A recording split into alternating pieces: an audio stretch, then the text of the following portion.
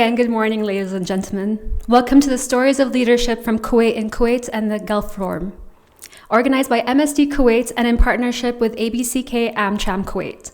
Today, I am your host, Aisha Al-Qabandi, and I'll be your MC for today's event. I am thrilled to see such a diverse and distinguished audience gathered here today to celebrate and discuss the remarkable achievements of women leaders in our region. I would like to take a moment to outline the agenda for today's event and highlight why this gathering is of great significance to Kuwait and the Gulf. Today's forum is designed to celebrate and elevate the voices and stories of Kuwaiti and Khaliji women who have made significant strides in their path towards leadership, culminating in diverse lived experiences that have made them who they are today. Moreover, this forum space is to discuss the importance of women's health and empower the next generation of female leaders. Today will be an opportunity to be inspired, to learn, and to recognize the contributions women play in our society. To kick off our program, it is my pleasure to introduce one of MSD's own, Ms. Lema Shalhoub, whose career is a testament to the power of vision, dedication, and empowerment in the healthcare sector. Please welcome on stage, Ms. Lema. Lema currently serves as the Kuwait, Bahrain, and Qatar lead at MSD, where she spearheads the company's commercial and sales operations across these regions. Lema's strategic leadership has been pivotal in expanding MSD's portfolio, ensuring greater access to life-saving medicines and vaccines. Her 20 years of experiences span multiple geographies, including the Gulf, Saudi, and the Greater Middle East, where she has held key roles in management, sales, marketing, and learning and development. Her journey is marked by significant milestones, including the role of the first female commercial director at MSD Saudi. In this capacity, she drove the transformation of the diabetes and hospital acute care unit, fostering a culture of agility, innovation, and local talent development. Her leadership and commitment to excellence have not only advanced MSD's business goals, but also earned her recognition for outstanding marketing and sales performance. She also holds an MBA in both marketing and finance from Fordham University in New York. Outside of her professional achievements, she is also passionate about traveling, yoga, and reading. Ms. Lema, the stage is yours. Thank you, Aisha. Dr. Hamad Bestaki, head of the CTC Department, Ministry of Health. Her Excellency, Alia Mawani, Ambassador of Canada to the State of Kuwait, distinguished guests, ladies and gentlemen, Assalamu alaikum wa rahmatullahi wa barakatuh. Good morning. It is a great honor to be here today to present the amazing achievements of women from the region who have shattered glass ceilings and redefined what leadership is. Being myself the first woman at MSD who became the commercial director for MSD Saudi Arabia and now leading Kuwait, Qatar, and Bahrain, this is a topic that is very dear to me. Of course, behind every leader, there is a supporter, and it's regardless of the gender. And I was very lucky to have behind me an army of supporters, starting with my family, especially my late father. Along with my family also is my team in MSD, who is present here today, and my colleagues at MSD. I want to take this chance to acknowledge also our manager, Ashraf Malak, the MSD GCC Managing Director, who managed to increase the percentage of women on our leadership team to 30%. Thank you, Ashraf, for believing in us and for empowering us. A big thank you today for ABCK AmCham Kuwait for embracing our cause and supporting us for bringing this event together. This event will be the first from many events to come, and hopefully it will add value to Kuwait. In the heart of Kuwait, we gather today to witness the power of determination, resilience, and unwavering ambition. We stand on the shoulder of women who defied norms, surpassed expectations, and ignited a spark of change that will forever alter the landscape of leadership in the Gulf. Kuwait recently underwent tremendous transformation, moving towards gender equality. We have seen amazing work from the Ministry of Health in terms of prioritizing people's health and making sure to implement programs ensuring health equity for everyone. We've seen unwavering commitment from our distributors in the pharmaceutical industry, making sure that we have uninterrupted supply of vaccines and medicines to ensure the well-being of everyone in Kuwait. A lot has been done, but we still have a lot to do. We need to make sure that people are aware of the importance of protection and that every single individual has access to the resources needed for early detection and treatment. At MSD, we have a very daring mission, saving and improving patients' lives. We have dedicated ourselves to groundbreaking research and development, to innovative medicine and life-saving vaccines. But our work extends beyond the lab walls. We're here to empower women to take control of their health, to amplify their voices, and to create a platform where their experiences can thrive. Today's stories will leave you inspired, and basically today we start a new journey. Let us aim for a future where no one will actually suffer from the result of a preventable disease, where communities actually are protected and children can thrive. Thank you very much for joining us today on this extraordinary journey. Thank you.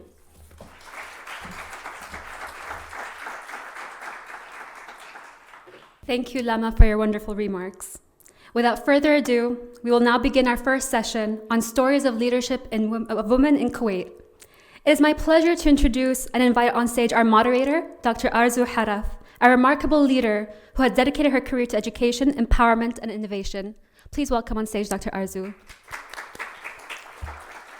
Dr. Arzu is the founder and CEO of Learn and Evolve, vice chair of the American Business Council, and a professor at Box Hill College, Kuwait. With over 15 years of experience, Dr. Haraf is passionate about using her extensive knowledge and experience to help others reach their full potential, specializing in education management and training across for both for-profit and non-profit organizations. At Box Hill College, she mentors the next generation of leaders in human resources, always tailoring her approach to meet the unique needs of her students and clients. Committed to empowering women in school and workplace, Dr. Haraf integrates the latest technological tools in her services and embraces a shift to online teaching and training. Now, it is now with my great enthusiasm that I welcome to the stage our wonderful and respected panelists. First, please join me in welcoming on the stage Dr. Lubna Al-Qadi.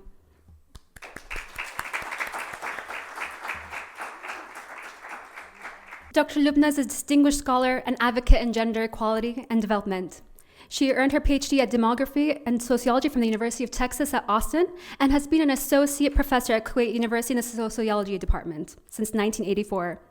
She has served as a consultant for United Nations and the UNDP, contributing significantly to the Kuwait's population policies and gender development plans. As a founder and director of the Women's Research and Studies Center, established in 2010, Dr. Lubna has been instrumental in empowering women through regional leadership, training and workshops in partnership with the UN. Her influential talks on gender and leadership have been presented at the White House, the Council of Foreign Relations, and Freedom House. Please again, give a warm applause to Dr. Lubna. Next, we welcome to the stage Dr. Manal Al-Hassawi, a visionary leader in strategy and strategic planning. Dr. Manal is the founder and managing partner of Think Tank Strategy Consulting, a Kuwait-based firm specializing in strategic foresight and future thinking. She is also the founding partner of Exponential Events Group and has co-founded and managed the United Legacy General Trading Company since 2018, focusing on organic health and wellness products. As the chairman of the Kuwait Society for Strategic Planning, established in 2017, Dr. Manal has been advising government officials on strategy development, implementation, and communication for over a decade.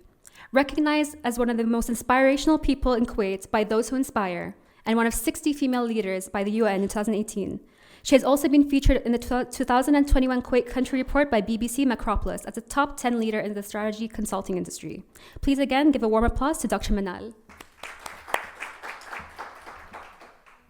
Next, and finally, please welcome on stage Ms. Shayma bin Hussein. Ms. Shayma is the managing partner at Edge Projects, the founder of She-He Invest Company for Economics and Management Consultancy, and the chairperson of the Association of Small and Medium Enterprises of Kuwait. She holds a BA in English Linguistics from Kuwait University and an MBA in Strategic Management from Maastricht Business School, Kuwait. With previous experience as a relationship manager in the banking sector, such as Gulf Bank, NBK, and Bergan, she has been an entrepreneur for over a decade. Recently, she has introduced a corporate director program accredited by the IFC and presented by IFG in Lebanon. Her main focus is on women's financial literacy by educating them on the fundamentals of investment and financial planning. Give a warm applause once again to Dr. Shayma. Mr. Shayma. With Dr. Arzu leading, we hope this interactive session will inspire and resonate with you all. Panelists, the floor is yours now. Thank you. Thank you, Aisha. Good morning. Good morning, ladies and gentlemen. It's so great to have everyone here for this inspiring talk to not only talk about leadership but health, as you know, many of these topics come together very nicely. I'm very excited to lead this panel with wonderful panelists. I've had the opportunity to hear them speak and present on different occasions, and I'm very excited to have them here today. So without further ado, we will get started, and we'll get started with Dr. Lubna. Dr. Lubna, you've had a vast experience. I think if we were gonna, read all of it, would probably take the whole session. But what we want to focus on, it's your experience, and we know that no two journeys are alike to the top, and everyone takes, their own journey depending on what they have, what they encounter, their own obstacles, their own issues. So what I want to know from you, it's your journey to leadership. How did you navigate that? And what are some key criteria that you believe it's a catalyst to this rise, and how can be translated for other people in terms of their own leadership? First, thank you for the Thank you for the invitation, and it's always a pleasure. You're right, I'll just stick to the main points so that I don't take too much of the young ladies' time. My journey began 40 years ago. So it's when I first came back from studies and I started at Kuwait University. I found that in my lectures, not everyone knew about women's issues. They always said that, all right, we have equality, we have everything. And then when I would ask them, they did not know about things that needed to be changed. So I felt that we needed to include in the curriculum women and society, so we would be able to educate these generations that pass through the university. So everything starts with one step, and then there's a ripple effect. When I was lucky, I was the only woman in the department, but luckily they agreed, we included that. We went to the politics department. And in political science, they included women and politics. We went to the psychology department and we included psychology of women. So here we started with a small step of enlightening young men and women on how development can be sustainable by knowing more about each other. Then the government itself in 2009 decided to include women in their National Development Plan. And I was lucky to be called to write about it. And in that we wrote what's missing. We need to have white paper policy. If we want to change, we have to convince people why. So at that point, they decided to have the Women's Research and Studies Center. So you see the ripple now went from the university to the government. And the government was very interested in sustainable development. So we started working, and these young ladies were part of the work we did. And we said we need more women in leadership. How do we do that? We need to have training. We need to have more information on issues like raising the minimum age of marriage, which MPs were saying that is not really something that people agree. So we needed to do a study for that. So besides leadership training, we decided to do a study called International Male and Gender Survey. And this survey, we had questions that we wanted changed. And we did it with a sample from the Census Bureau. So again, you're calling more partners. You have to call others because you cannot work alone. And the more partners you have, the more validity you have in what you do. And we did the survey from door to door, which is not common in Kuwait. We asked the Interior Ministry to support the people that would go so they would not get into trouble, asking sensitive questions about sexual harassment, about age at marriage. The results of the study showed that people do want change. We found that over 85% of men wanted to raise the minimum age of marriage. So that means the problem was not with the public, the problem was with, I'll just leave the blank, and you can fill it in. And then we said one of the ways to, when I talk about a ripple effect, one of the ways is to coordinate with the private sector. So we started what we call the Women's Empowerment Principles. And we got companies to join in and sign on the UN site that they would implement policies that would empower women in their organization. We started with 8 in 2018. We have now 45. MSD should join us. So what we did was these companies then started doing their role. They started employing more women. They started training more women. They started promoting more women. So what happens is that it's like a relay. You know, you're passing the baton to someone else to do their bit. And now we do have a powerful private sector that has the QWIP, which is the Kuwait Women's Empowerment Principle platform. So I think in any work you do, to succeed, you need teamwork, you need coordination, and you definitely need network, and you need men with you. Because we do not want to work alone. It's about, coordination and support. So we've had a lot of support. I'm very happy to see men in the audience, because we tend to talk to ourselves. And that really is the solution for anything to go on, to be sustainable beyond one step, is to have partners, is to have teamwork, and is to believe that wherever there is something that needs to be known, to go about it, not to delay finding out. Thank you. Thank you. Thank you, Dr. Lubna. So you pointed out to a very important point of bringing the community together, because, and as you said, a lot of times we talk amongst ourselves. And one of the things that I have found as a catalyst to change is to involve every community member.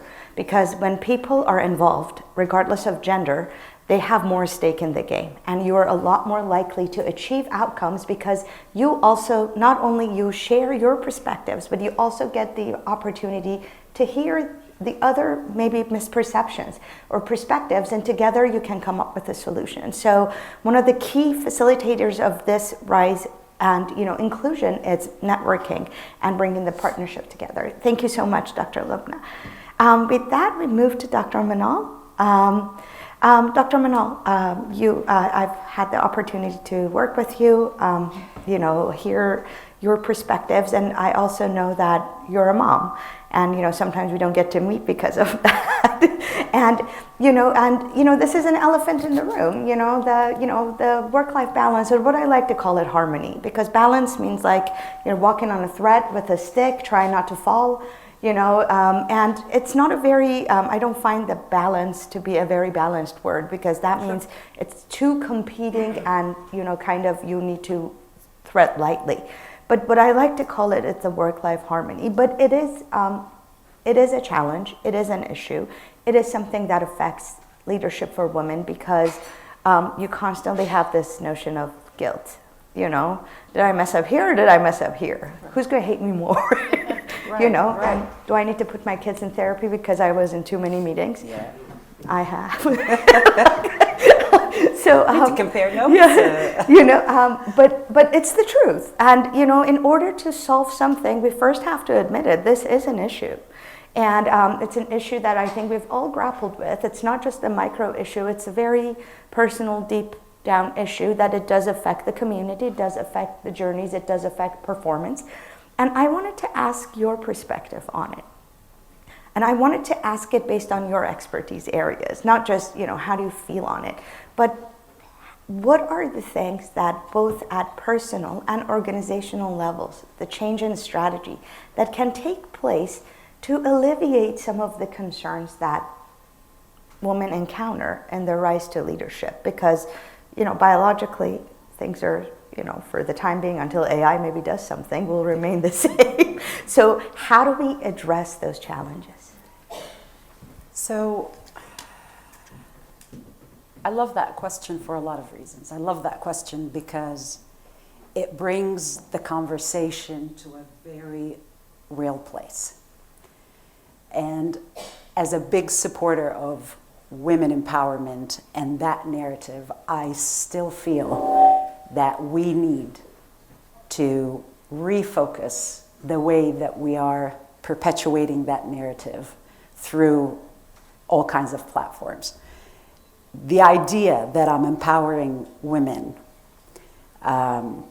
when I put them in a leadership position, you're giving her more responsibility. She's already got 1,000,001 other things to do. And you're telling her, I'm now going to make you not only responsible for the 3, 5, 6 kids that you have at home and their dad and their parents, and you're responsible for the 23 kids that you have at work now. So looking at female empowerment from one perspective, to me, is not really that empowering yet. As a woman, I shapeshift to multiple things within the span of hours. I'm sitting here right now, but I'm thinking about the 3 kids that I have at home. And then when I have to leave here, I still have to go to the central bank. And then I'm meeting with the central bank. Now I have to remove the hat of a mom, and then now I have to be a government advisor. And then when I leave that, I have to. So we're shape-shifting. We've got multiple personalities. And when we talk about empowerment, I need to make sure that I'm creating a safe environment for women to transition from this personality to this personality. I need to feel safe as a schizophrenic in my life. So you have to be able to create that for me, and I have to be able to be safe. So we need to do this on 2 levels. The first level starts with me. The first level starts with all of us as women. We need to be self-aware, not only with our strengths and shortcomings. No, I need to be self-aware to understand, where do I stand today in terms of my values, in terms of my priorities, in terms of what's important for me, in terms of, what success looks for me. Like you rightfully said, no 2 journeys are going to be the same. And one woman's success might not be what I consider success, what I would feel very proud and anxious to do. I'm happy for her, but that's not me. The second step should be acceptance. I need to accept that I will not give 100% in all of my 101 roles in life. I might be 50% at work today because I need to be 100%. As an entrepreneur, for example, you could be making decisions right on the spot. You could be managing investment portfolios. You could be doing, and then you could stand speechless in front of a thermometer that reads 104. And you have no idea what to do. You have a complete Call an emergency meltdown, right? You can have a complete meltdown. So to be able to truly say that I'm aware and I'm empowered, you need to accept.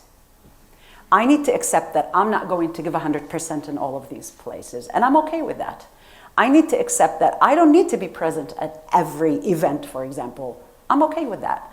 I need to accept the idea that I probably don't want that promotion right now, right? This is not what I'm looking for. This might be what someone else is looking for, but it's okay. It's okay to draw your own journey. So from a strategic perspective, for me to be able to guide organizations and guide individuals into that, we need to stop thinking of female empowerment as this logical trajectory. So I'm a foresight expert, I'm a futurist. And what we do is we look at the different trends that are happening. And what we say is we look back to look forward. So we're able to design the future that we want. It's not going to be the same for all of us. It's not going to be the same for everybody. But we need to be able to truly bring that conversation to a very realistic level. Bring the women, bring their champions, bring everybody, and be able to talk not only about that part of our lives that is a CEO or an entrepreneur or a vice president, or it's that I'm an entrepreneur, but I'm also a mom. I'm an entrepreneur, but I'm also somebody's wife. And once we create this and make it okay, not come together not for a pity party or Judgment Day kind of event where how are you raising your kids like this? That's awful. Too much screen time. Too much. When we're able to really have a real conversation about what made you, Dr. Lubna, be able to achieve all of these things, not from a professional level, but talk to me about that deep down spot that allowed you to wake up in the morning, even though you had to take care of your kids, you needed that spot. When we're able to actually bring that conversation down to that level, I feel like we will truly create that environment where women can come up and move forward. Thank you so much, Dr. Manal. Another, as you know, you work with strategy and futuristic, trajectories and whatnot. And a lot of research is pointing out about how to come up to that conversation. Look, in any case and point, anytime you try really hard to fit in someone else's shoe, it's going to be very hard. And in the current organizational mold and that we have, like I'm talking about corporate, I'm not talking about small. These organizational structures were created in 1950s solely for men. The 9-to-5 model was made solely for men. The very linear KPI strategy and whatnot, and that's what I do, were made solely for men. However, sidetracking even the empowerment and whatnot, the economic situation globally is as such that we've not only absorbing more women, but it's kind of no way around it. Like, it's very difficult to lead a financially stable household with a single income unless, maybe few people can, but globally many people can't sustain that. So what's been the issue with a lot of these empowerment points is that they've been trying to put someone else's shoe on someone else's foot, and it keeps coming out. It's not fitting, and that's the thing. And I think one of the conversations that we need to have, it's how to redesign work. I think COVID did a lot of that, so thank you for locking us up, I guess. So COVID did a lot of that, in that people were forced to reimagine how work could be done. And depending on what you did, a lot could be done. And I think just to, tie that to bring in sustainable inclusion is to tie it in with realities of both economic, biology, and societal needs. And I think that's a lot of conversations to be had, and maybe Dr. Lubna's center will support us for a good study on that. Thank you so much again. And with that, we talked about economy. In the wise words of Jerry Maguire, show me the money. And no one person is truly empowered unless they have economic stability. Okay, financial independence. A lot of abuse happens because of lack of that independence. People stay in abusive relationships, in abusive work environments, and hostile work environments, because at the end of the day, you can't take empowerment to the grocery store and pay with it. You gotta take money to get it. So you need financial independence. If you are to be truly empowered, you need to be in charge of your own finances. And you need to be in charge of your own, how you are getting it, independence of it, and whatnot. And that takes us to our next expert, Ms. Shame. First, tell me where to find the money. and then with that, if you can share, this journey of how to for the financial independence for women, how is it important? Ability for women to network sustainably so that they can go towards that financial independence. How to network, how to sustain those networks, how to expand their networks, and how to find pathways in that regard. Okay, thank you for inviting me to speak here. First of all, I want to say thank you always to our godmother, Dr. Lubna, always just supporting us. Okay, so I will start with the networking, moving to financial independence and empowering women through economics. Networking, it's inside of you if you want to deal with people, I love to talk to people. And the time that I used to work in banking, I hate going back office. I'm always in the front line, dealing with the customers. I love to deal with them, although most of the bankers hate it. But I love to listen to their stories. I keep calling them back, my clients. Still, I have my clients, although I quit banking for 10 years, but still they are my friends. From that point, when I left banking towards the entrepreneurs, I joined the associations. One of them, ABCK, it's a small association of small medium enterprises of Kuwait. Here I start getting more network, okay? And then I joined Optimist, where I learned, and they empower me more and more, by the way. One of the financial things or the topic I'm leading is through Optimist, which is Corporate Director Program. So this is the network where you go. I just a little bit disagree with Manal, Dr. Manal, when you say you don't need to attend all of these gatherings. I love to attend them. I love. By all means. Because you will see, you will meet new people. They will inspire you in one word.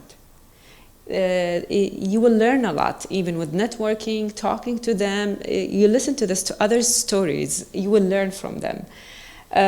Because of my experience in banking, and when I notice when I'm talking to women, do you discuss about investment? Do you discuss about the stock market? Do you discuss about budgeting? They don't know these things, and they don't know where to reach that point. And that is like, okay, I need to guide you.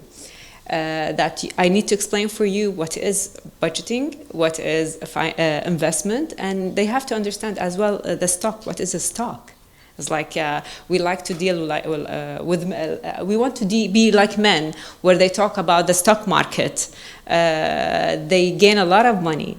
By the way, they lose a lot of money. They don't say that. Nobody will tell you about their loser stories. So that's where they miss the woman. And during my experience in banking, when I'm sitting, and it was in private banking, I'm talking to clients.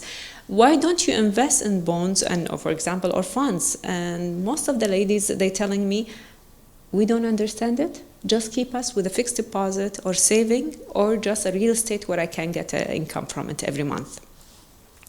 Okay, it's nice, but you need to have a portfolio where you have many things of this to gain more money.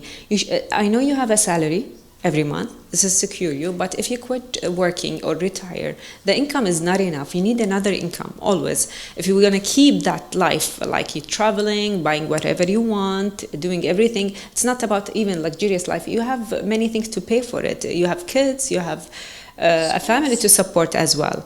So you have to think of another income, not only salary. So I stayed like 2 years, 3 years trying to make that idea. Finally, last week we made it. We had a dinner for ladies to sit and explain for them the simple basics of investment. What is share, what is bond, what is a fund, and they like it. And we explain for them how to do the financial budgeting.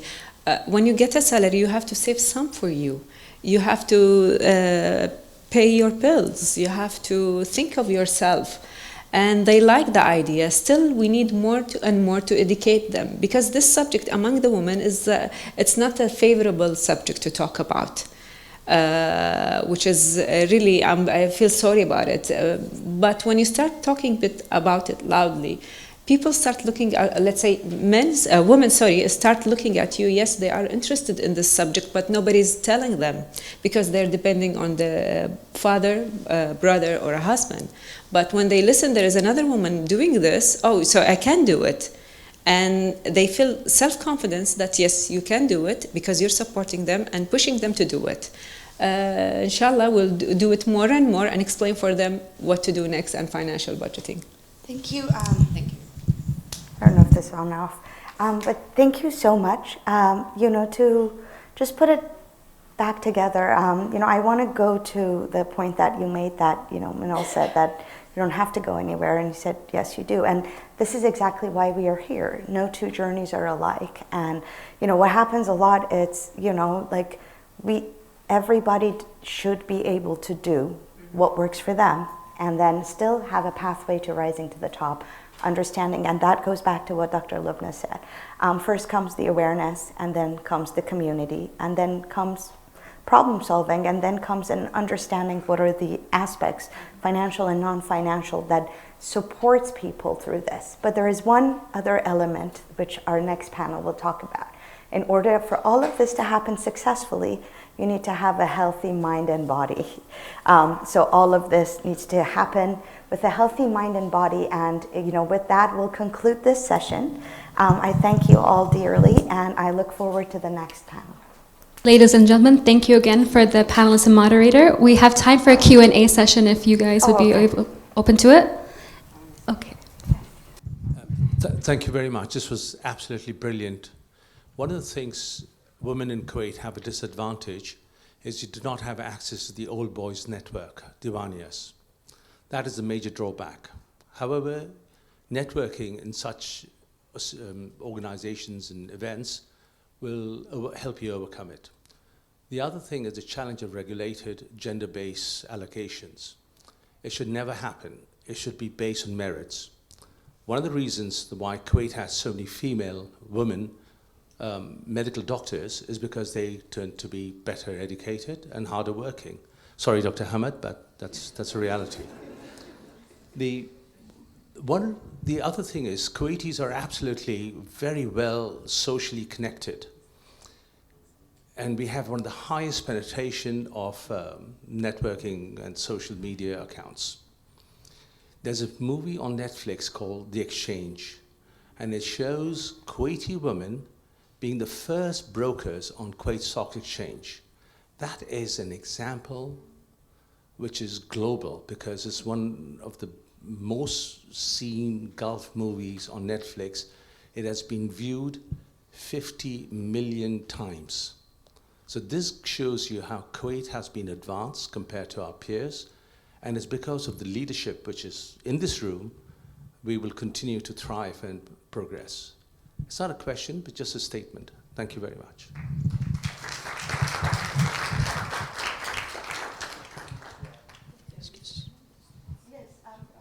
Dr. Lubna just wants to add some things to that. I just wanted to add what you said, a network.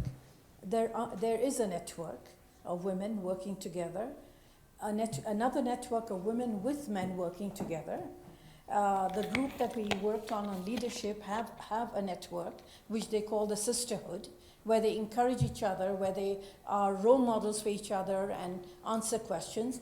Within the government also there's a network, and of course the third sector, which is very important, which is the non-governmental society, they have a network. So there is a network here. Women in Kuwait, unlike what is always said, work together towards the same goal. So the network is there and it's spreading. We're getting more members all the time. And I think what you said is right. When you spoke about the stock exchange, we had to convince them to sign women's empowerment principles and ring the bell for gender equality. And last year, their women employees, their female staff, rung the bell on 8th of March. So it's really a round circle between lobbying, convincing, and cooperating. Thank you. Thank you very much, Dr.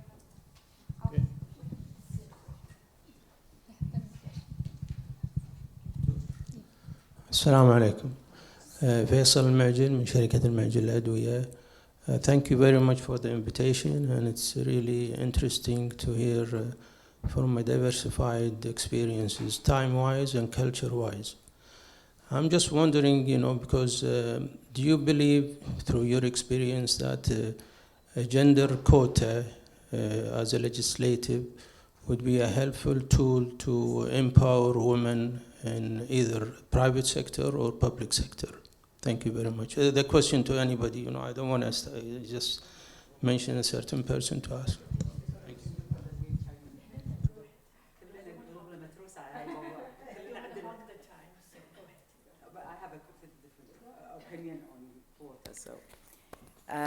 This is the question of the day for all of us. This is where, if you want a strategy of divide and conquer, you want to go into one of those women networks, and then you want to divide and conquer, ask that quota question. For me personally, I think it defeats the purpose of why we're doing women empowerment and gender equality, to have a quota. But from a strategic point of view, I understand why we need to start off with something like a quota. If you ask me why I don't, I think it defeats the purpose of female empowerment, is because the word here is merit. The word is, did I get into this place based on merit? This falls right back into that psychological perception that we have as women about who we are, what we do, how do we get there, the positions that we get. And it will continue to perpetuate the idea that you might not have deserved to be in this seat, but it's because the government gave you a number and said that you have to be part of this seat. This is partially why I feel very kind of, back and forth about having a quota. It's because I want to make sure that for me as a woman, when I get into a position, then I am there because I was selected based on that merit. I was able to get there. Now, a lot of them will say, you have 50% women, we're going to select the best 50% to get them into that position, but still, for me, it goes down to that deeper perception that we have. We feel that we're constantly in this race to the top, that we have to, it's a battlefield, and sorry for the war jargon, but I'm a strategist, I can't help it. But it's this constant battle that we have to be better than this, we have to be better than that, we have to beat this, we have to beat that. And this just perpetuates this idea that I'm constantly in this fight. So when we get into a network like Dr. Lubna was talking about, it feels almost strange to get help.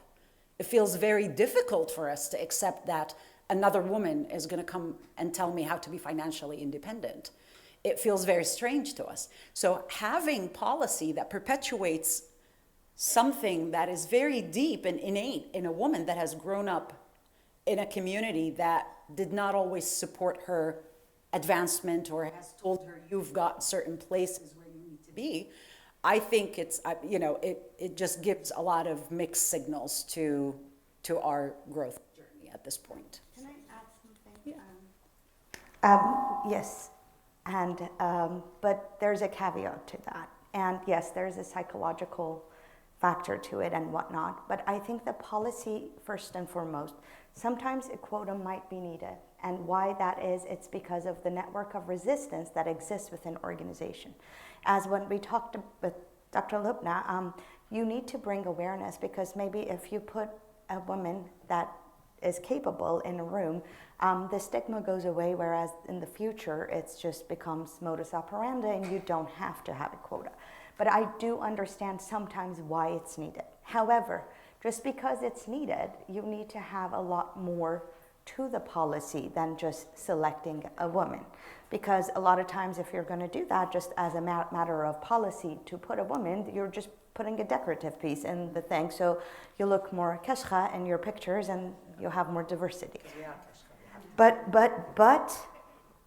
this could work if you actually invest in empowering, educating, and bringing the competencies of these individuals that you are selecting, regardless of their gender, to provide equally advantageous work and outcomes.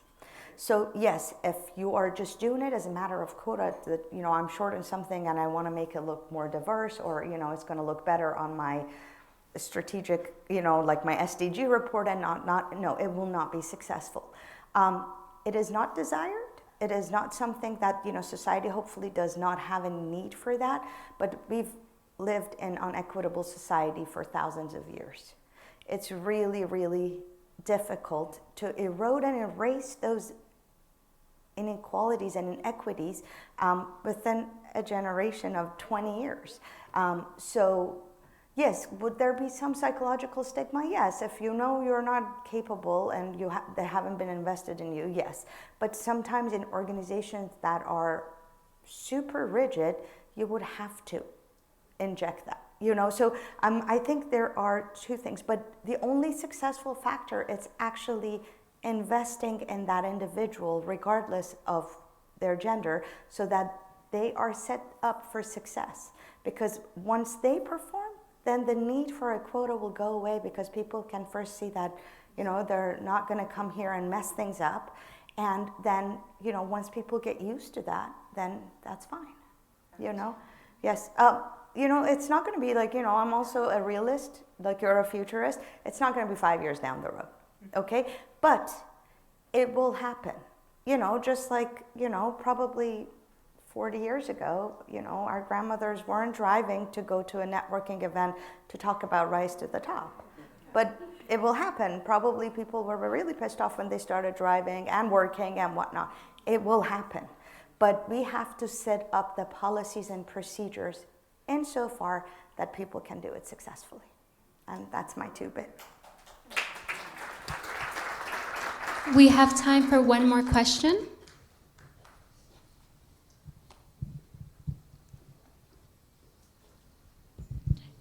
Thank you all for a great discussion so far. My name is Aliyah Mawani, and I'm the Canadian ambassador to Kuwait. I wanted to pick up on the theme of shape-shifting, which really sat with me, actually, because I can feel it in my bones. So, and also this idea that, just putting a woman or putting someone in a role is not in itself empowering if you don't look at the whole context. So, and that makes a lot of sense. So I'm curious as to what does that look like in real life, so that you're still growing your pipeline and you are doing all the things from a policy and leadership perspective that you should be doing to empower, but still also taking that ecosystem into account. So you can look at this from multiple levels, right? So once you start off with the woman herself, then you move into the organization, and then you move into the policy. Like Dr. Lubna was saying, it's the ripple effect. But I'll give you a very quick example. For me, when I first started this whole journey, I was probably 15 years old, and I was running around at my father's consultancy firm, and I knew that this is exactly what I wanted to do, and I was pouring their coffee, I was copying their papers, and what intrigued me the most about the idea of consulting was the fact that they had so many different brains. They were all geniuses at something, and they were all sitting around the table trying to solve this one specific problem for a client, and that just attracted me, and that almost became a way of life for me. So it wasn't always about my superpower. It wasn't always about what I was. It was always about finding other people who were geniuses at something that I needed to do and attaching myself to that as well and being able to gain from their perspectives. So building these kinds of, I don't want to say networks, experiences, almost like sororities, fraternities, whatever you want to call it, where the relationship and the attachment is deeper, will be able to get you to at least the understanding that today it's not only about me getting that role or getting that recognition, it's about me being happy with that role or that recognition. So to go into an organization level, if I'm today a manager and I'm thinking, or I'm the CEO, I'm the person leading this organization, and I'm thinking that I'm doing the best that I can do in this organization, and I'm leading my team and I'm doing all of this because now I want to build that image of me being a professional, the minute you start asking those self-awareness questions, so you look in yourself first and then you ask somebody else, so do you think I'm a good communicator? Do you think that I'm doing my best to lead in this organization? Have I been able to be an instrumental person in your growth? Was I able to actually understand what you need to, progress in this company? And when you look at those gaps that we have, when you do this reality check, because you could be the most amazing leader and you're getting all the results that you want, but you're burning your entire team out, completely burnt out. And they can't find that harmony that Dr. Arzu was talking about. They can't find that. They're having to give up because they feel like I need to represent my professional image to 100%. So redefining the leadership of today, that hierarchy of leadership that doesn't really represent what organizations are morphing to within the next 10 years, because you've got a completely different generation walking in within the next 10 years. It's where I would set my strategy. So at the heart of my strategy would be to understand not only how can I get results from these people, but how do I actually create that environment where I learn what I need to do to help them achieve that growth that they're looking for. So leadership at this point within an organization should not be about making the results or guiding or being in front of the line. It should be about creating that clarity. This is where we're heading in the next 20 years. Now let's support each other on to get there. Now you move that to a policy level, you bring all these things together and you start understanding that I'm not just looking at one perception of the situation. I'm not just looking at women.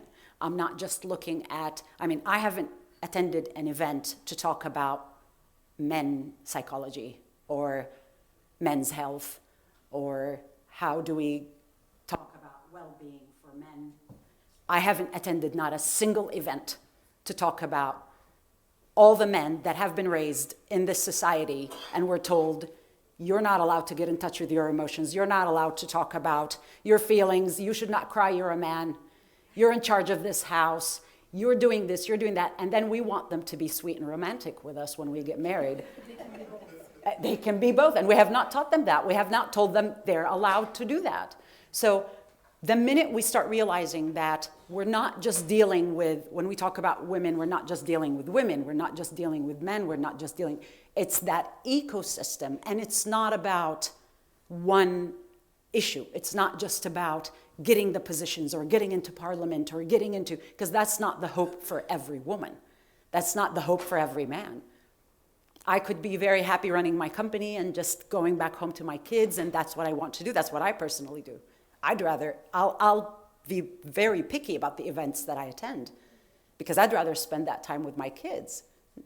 So that's who I am. But do we allow ourselves to actually bring that authenticity to our workplace? Are we allowed, instead of giving me a training program as a leader, instead of give me an hour off, let me go and attend my kids' recital. Maybe that's more important for me. Maybe that's what I need. And that's I think, understanding all of these elements and again, bringing all of that back into like a real conversation where people are able to tell you these things in a setting where they feel safe, where it's psychologically safe for them to start talking about these things. I think this is where we can build better policies in the future that are future-based, that understand where we're heading, not based on where we are right now, but where are we heading? What kind of workspace do we want? What kind of issues do we want to deal with? And then kind of progressing from there. Thank you, Dr. Are there more questions? All right, thank you, everyone. Thank you so much. And we'll give it up for the next panel. Thank you all. I think it was very insightful to understand your different experiences and how it shapes your perception on being a woman. So, and now before we enter the second panel, we'll have a 5 to 10 minute break so you guys can have a breather, stand up, go get some coffee. So yeah, see you back soon. Thank you.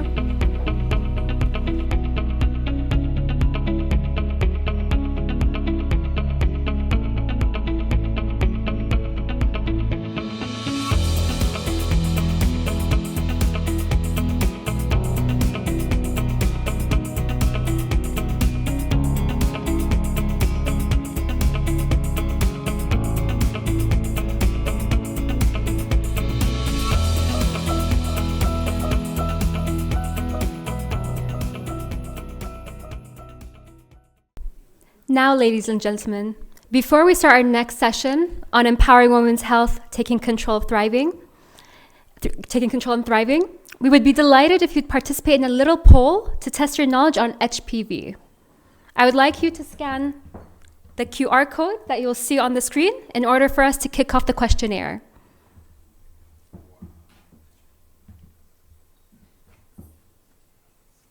All good? Successfully scanned it? Perfect.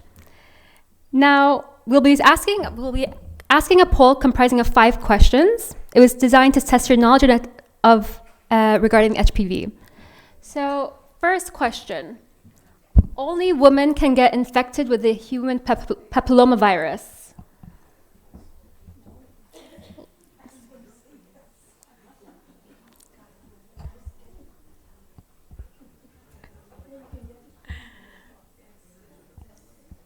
Okay, so the majority say false.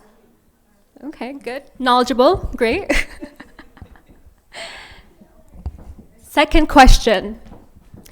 HPV can cause cervical cancer in women.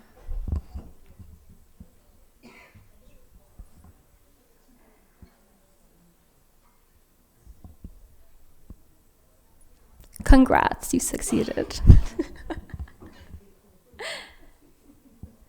HPV can cause cancer in areas such as the head and neck.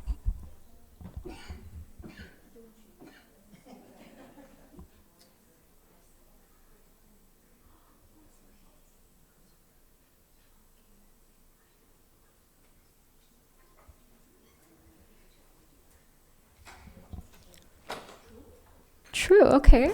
Wow. Next question. The HPV vaccine is only recommended for girls.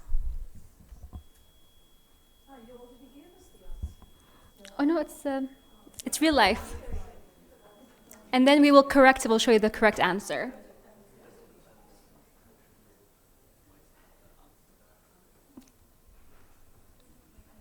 Correct answer is false. Well, last question.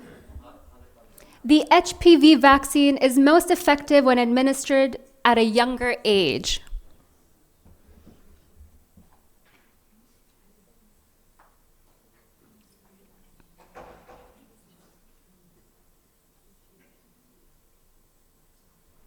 Correct answer is true. Now this concludes our little poll. Now before again we start with our panel, we'll have a short video for you to look at. Thank you.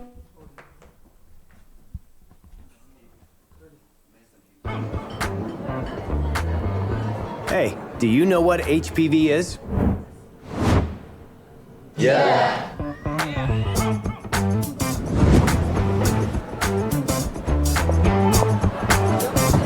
And you guys, do you know what HPV is? Yeah.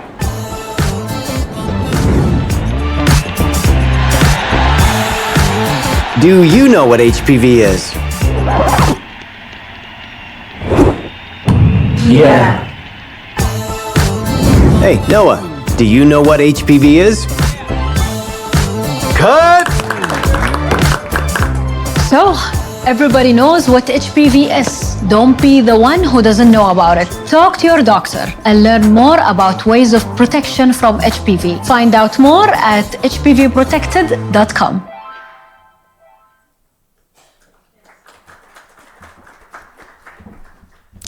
What a cute video, I really liked it.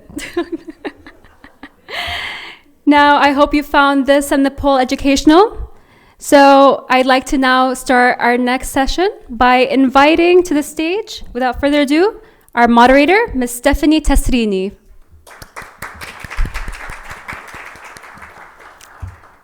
Stephanie is the Associate Director for Communications at MSD in the GCC region since January 2022. She brings with her 12 years of experience in communications and journalism.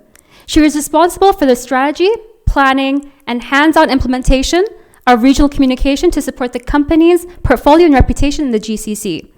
She also leads corporate communications, executive positioning, disease awareness, and employee engagement as part of her role. In 2018, she was named one of the faces to watch in the PR industry by Campaign Middle East. She currently leads the Women's Network at MSD GCC as part of her role. Please give her a warm welcome applause. Now, it is my pleasure and enthusiasm to welcome our respected panelists. First, I'd like to introduce Dr. Fathiya Salama, Director of Sidra Pharmacy in Qatar. Dr. Fathiya is a highly accomplished healthcare professional with over 23 years of experience in hospital pharmacy and leadership. She holds a degree in pharmacy and an executive MBA from HEC Paris, Qatar. She has received the Stars of Excellence from Hamad Medical Corp for her contributions to quality and patient safety. She successfully implemented the first automated pharmacy systems in the region and currently leads all hospital pharmacy services at Sidra Medicine. As a strong advocate for patient involvement in healthcare, Dr. Salama uses her platform as a social media influencer to raise awareness about proper medication usage and side effects. She is also an active member of the MENA Coalition for HPV Elimination and works with WHO groups to establish regional strategies for cervical cancer screening and prevention. Please give another warm welcome applause. Next, I'd like to welcome on stage Dr. Hamad Basteki. Dr. Hamad is the head of the Communication Disease Control Division at the Ministry of Health in Kuwait. With extensive experience in public health, Dr. Basteki has significantly improved vaccination coverage and digitalized vaccination records. As expanded program for immunization manager, Dr. Basteki led the introduction of gender-neutral HPV vaccination in 2023. Holding a PhD in epidemiology and public health from the University College London, Dr. Basteki specializes in infectious diseases epidemiology and public health. He has delivered numerous talks and led initiatives to enhance disease prevention and control, making substantial contributions to public health in Kuwait. Please give another warm welcome applause. Finally, I'd like to invite back to the stage Ms. Lama Shalhoub from MSD, who will be our final panelist for today's session.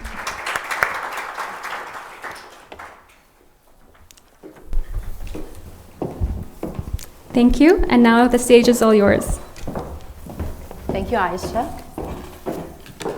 All right. Welcome again to our esteemed guests, to our panelists. It's a pleasure to have you with us today. I hope you found the discussion so far insightful, energizing, as we have.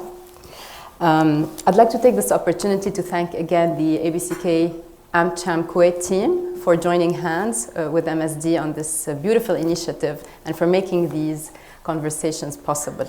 Thank you.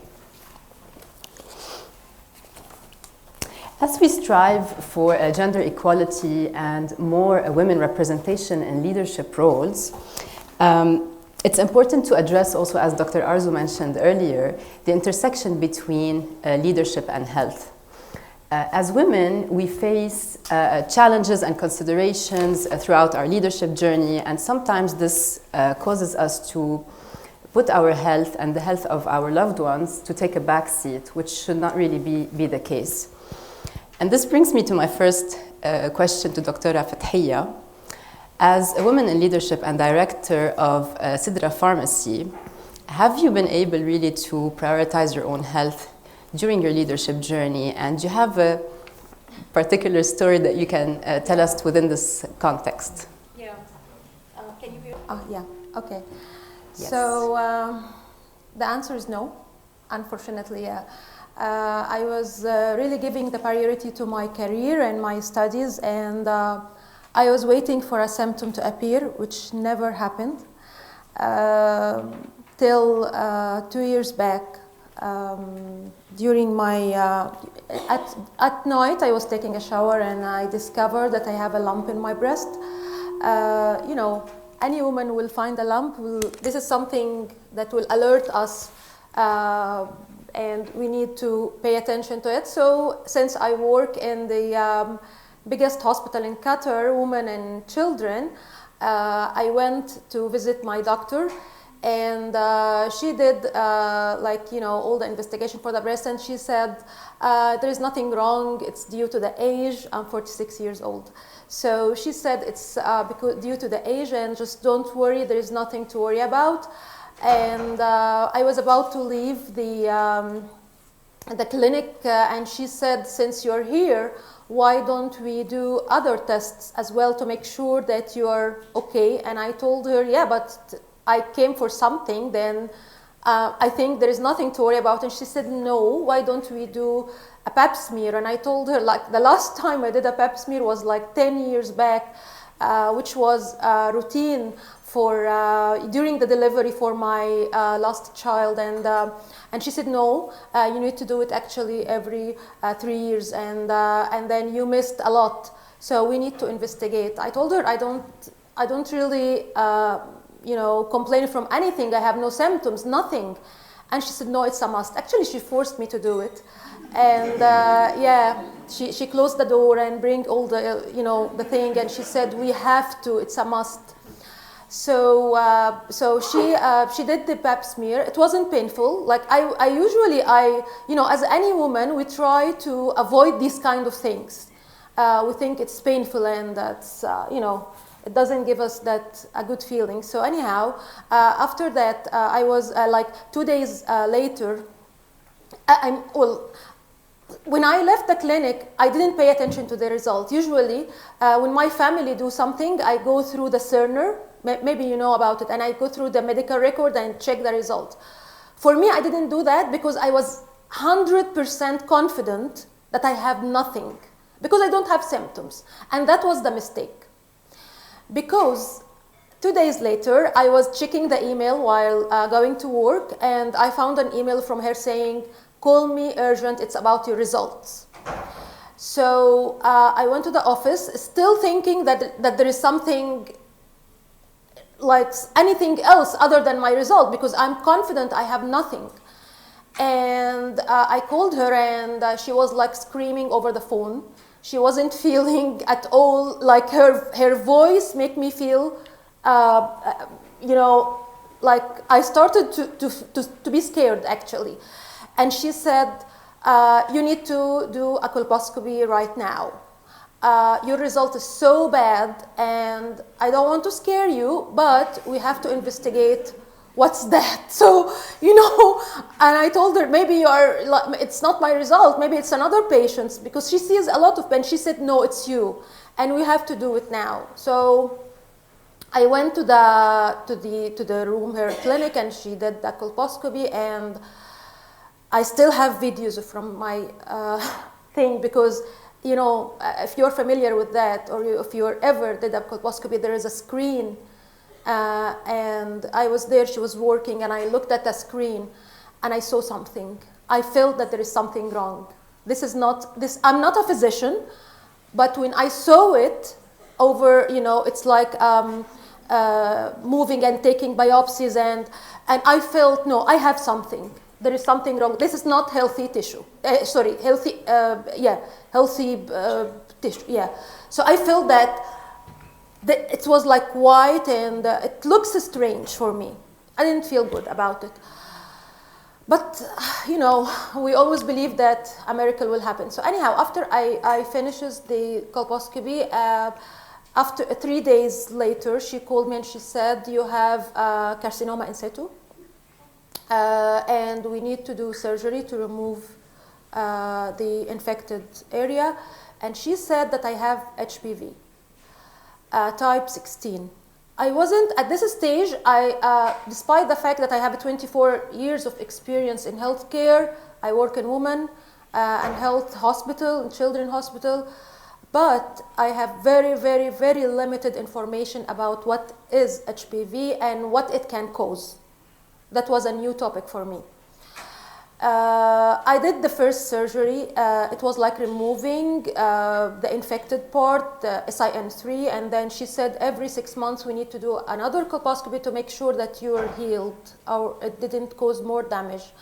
6 months later, I went to Bangkok just for a vacation, and I did another colposcopy there.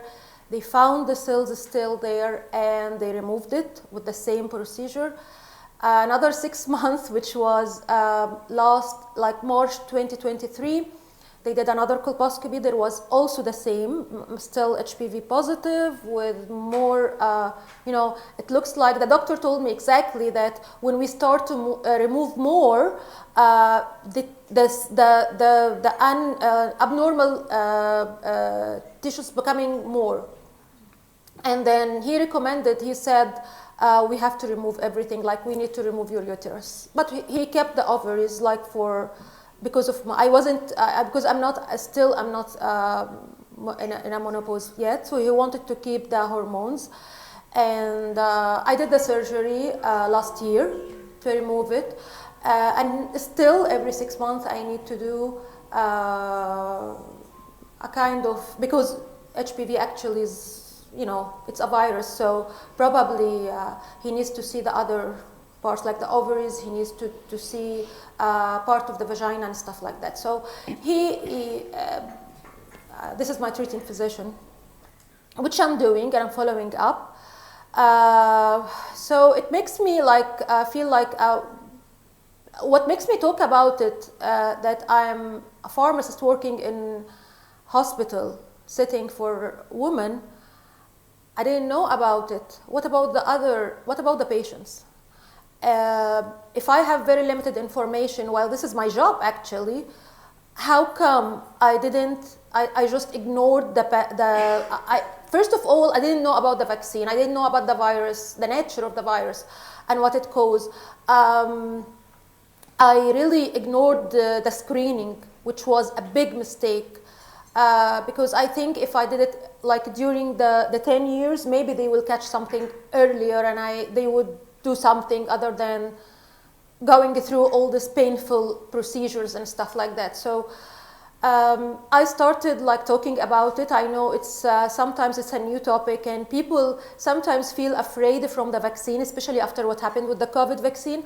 But still we need to raise awareness about it and talk about it, and it's a vaccine that is available in the West since very, very long time, so it's probably safe. We didn't see any side effects or something that people really complained about. The screening is very important. I feel that no woman should die from cervical cancer because we have the anti-cancer, we have the vaccine. You can vaccinate yourself. Actually, it's a it's a cancer vaccine similar to the hepatitis B vaccine. It's so if we have everyone scared from the topic cancer, but I think that we can remove cancer from our record, like what happened with the with other old diseases that we had before, the childhood things, and we are vaccinating our kids, and we don't see these diseases anymore. So hopefully, I can make a change. This is my hope. I just started 2 years back talking about it. I don't feel shame. I don't feel because many people told me, oh, your daughter, people will think that you have cancer, then it will go to your daughter as well, or you will. I just don't give it. I ignore these things, and I believe with what I'm doing. I feel that if one woman did a screening because of me talking, then I did my job, and that's it. Thank you, Dr. Fathiya, for your candidness and for being open about sharing your story, which is very important. And you've actually raised a very important point, that the knowledge around HPV sometimes is not as widespread as we hope for it to be. So which brings me to my next question to Dr. Bastaki. After hearing Dr. Fathiya's story, can you tell us a bit more about what HPV is? As we saw also in the video earlier, what is HPV? And what is the prevalence of HPV in Kuwait in specific? And if you can give us also some global view around it. Sure. Thank you very much for the question, and thank you for sharing your experience. And your experience is unfortunately quite common. A lot of people don't have a lot of awareness about HPV in general, and that's one of the biggest factors for why we don't have a high vaccination coverage in Kuwait. But just generally, HPV is a virus. It can affect both men and women. There's a lot of different subtypes of HPV within the community. There's 17 different subtypes, which are mainly high risk for causing cancers and other HPV-related diseases, out of a total of more than 100 different subtypes. And it's very common. So more than 80% of the population will be exposed to HPV within their lifetime. So most of the people here would be exposed to HPV within their lifetime. But luckily, In 95% of those who are exposed, the body is able to get rid of it, and it doesn't result in cancer. In 5% of that population, there is persistent HPV infection, and it's that persistence which results in increased risk for cancers and other HPV-related diseases. Cancers can include head and neck cancers, male and female genital cancers, as well as cervical cancer. The bulk of the burden is within the cervical cancer. But I think in terms of messaging, it's important to address the messaging for both men and women, because it has impacts on male-related cancers and female-related cancers. With HPV, the reservoir is within the general population. So if we focus only on female vaccination, there's still a male reservoir which persists. And we, as you had mentioned, that we do have 15 years of data now. It's not a new vaccine. So many countries have implemented a number of different vaccination strategies. In countries which had started with a female-only vaccination program, the incidence of cervical cancer had decreased greatly.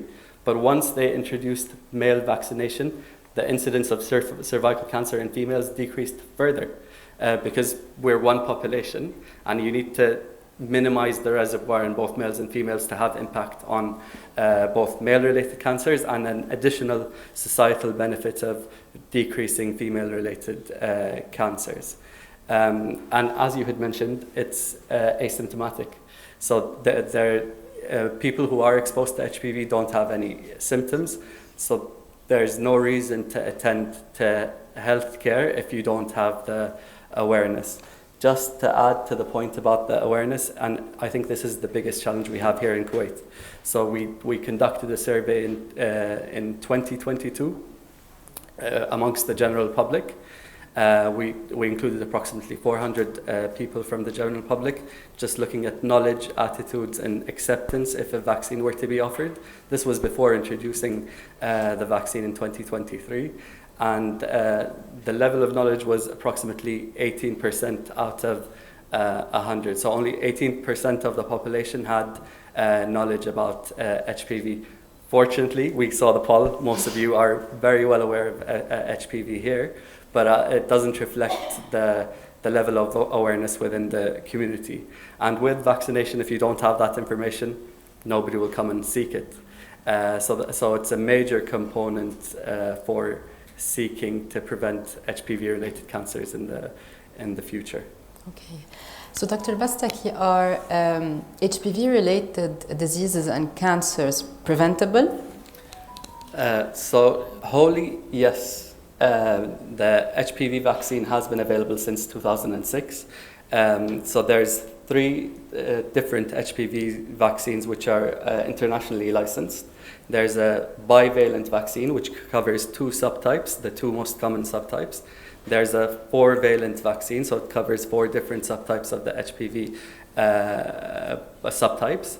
And there's a 9-valent, which covers 9 different subtypes. And it prevents 90% of HPV-related cancers. We know there's more than 100, so it won't reach 100%, but it covers the most common types of HPV-related cancers. And there's also genital warts, which is more common than HPV-related cancers. And it's bothersome, and it could also be prevented by the vaccine. So there's other benefits in addition to just preventing cancers.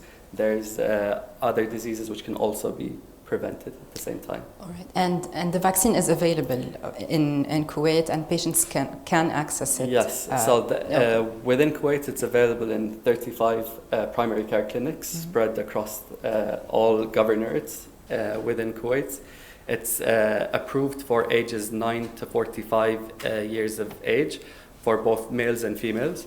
An important point is the earlier you take it, the better. Effectiveness decreases with time. So once people end up being exposed to the virus, the effectiveness of the vaccine decreases. So the closer to the age of 9 an individual can take it before any potential exposure to HPV, the more effective the vaccine is. But it's never late. So the main focus should be take it as early as possible. In terms of dosage, for those less than 15 years of age, it's 2 doses. For those who are over age 15, it's a total of 3 doses. And it's available for whoever needs it. You don't need to take an appointment. It's by walk-in, and it's available at 35 Ministry of Health clinics. And it's available in private, as I hear. Okay. Thank you, Dr. Bastaki, for sharing these insights and for sharing the Kuwait experience also in this regard. Let's now move on to Lama Shalhu from MSD.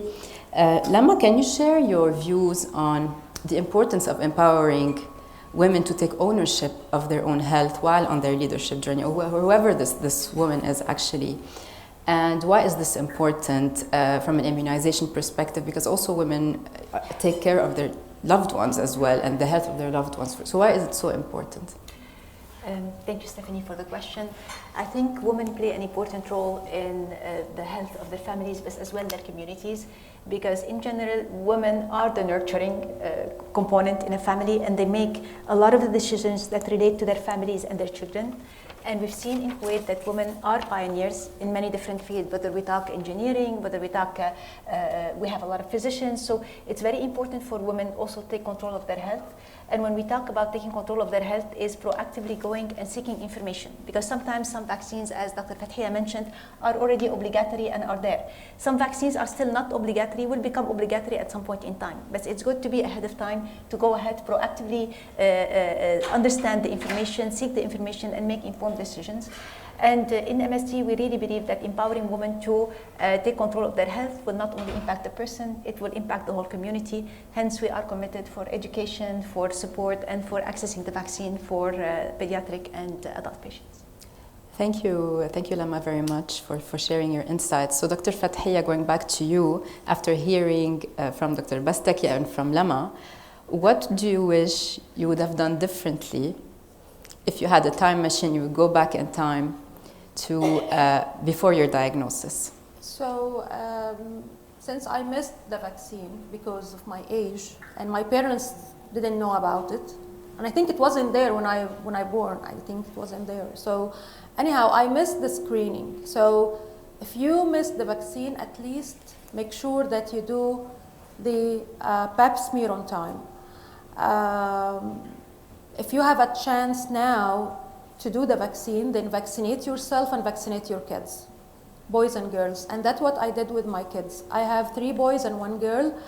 I didn't actually obligate the vaccine for them, but they learned from myself. You know, now that children or the teenage, my kids in a teenage,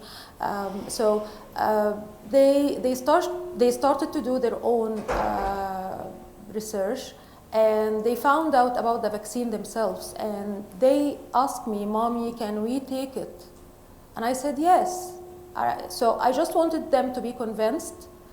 I didn't say, "Okay, I have the disease, then you need to be vaccinated." No, they came themselves and they say, we need to protect ourselves, we need to get the vaccine, and that's what I did. So I think the new generation is more like open-minded to also know about the information and to take their awareness about their health. They are more aware actually than our generation, and it's a good. They are a good sector in our community to talk about it, like in schools, and to convince them or to talk about to educate them about the virus and how they can avoid getting the virus and how they can protect themselves from the cancer. So I feel like what wrong I did. I don't want to blame myself, but I missed the Pap smear for 10 years. I missed it for 10 years, yeah, which was a big mistake. Okay. Thank you, Dr. Fathia, again, for your candidness. So going back to Dr. Bastaki, is the HPV vaccine new, and how safe is it? Can you tell us more about that? Yeah, so the HPV vaccine was first introduced in 2006. So we have more than 15 years of evidence related to the HPV vaccine. It's been widely used in more than 150 different countries worldwide. More than 60 of them have introduced a gender-neutral vaccination program. So the evidence is there in terms of safety, in terms of effectiveness, in terms of even post-licensure after it being approved, looking at the real world.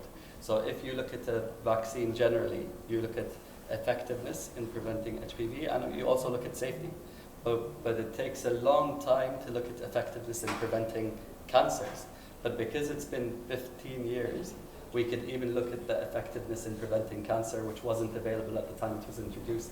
So us today, we're at a different time. We have every bit of information that is needed to make a decision to recommend the vaccination, even in terms of cancer prevention. I think another thing is, which is common within our community, is we don't have HPV here. It's something which is present outside, and it's not impacted, and the impact of it is low. So if we look at cervical cancer incidence by itself, with usually HPV results in cervical cancer, but the lead time between getting the HPV infection and getting cervical cancer could be anywhere between 5 to 15 years. Thankfully, today in Kuwait, we have low rates of cervical cancer, so it's one of the lowest rates in the world. But what we need to actually look at is the prevalence of HPV within the population. That's a more important indicator, because the HPV prevalence, the amount of HPV within the population, it will reflect the cervical cancer incidence in 15 years' time.